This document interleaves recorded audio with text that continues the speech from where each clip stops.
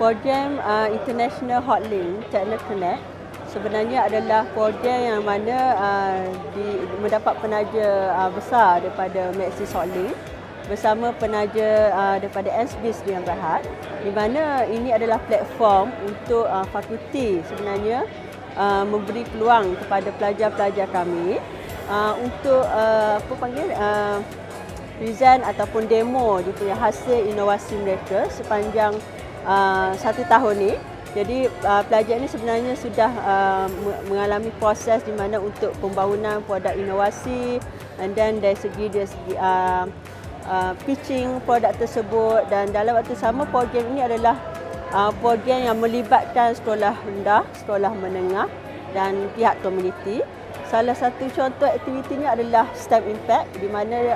platform kita melibatkan atau menjemput pelajar-pelajar daripada sekolah rendah dan sekolah menengah untuk mendemonstrasikan produk STEM mereka, dan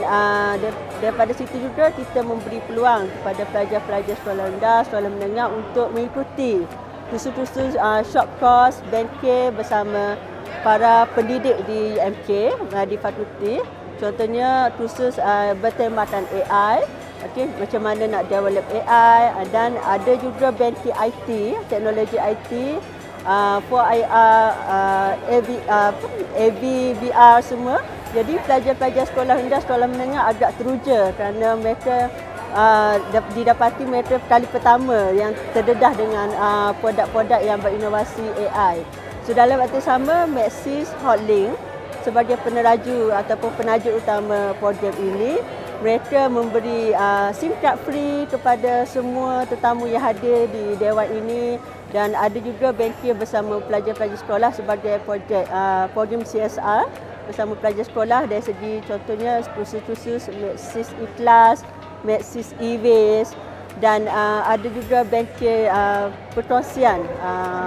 kepakaran bersama dengan pelajar-pelajar sekolah rendah, sekolah menengah. Jadi program ini adalah program hasil kolaborasi collectively,